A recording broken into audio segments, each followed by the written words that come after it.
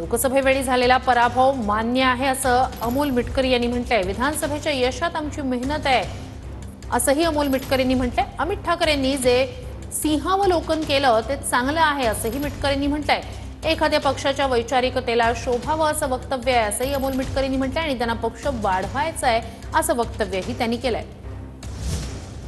लोकसभेच्या वेळी जो आमचा पराभव झाला तो आम्हाला मान्य आणि विधानसभेच्या वेळेस जो निकाल लागला त्यामध्ये आमची प्रचंड मेहनत आहे म्हणून आम्ही पराभव असला तरी तो स्वीकारतो आणि पुढे जातो।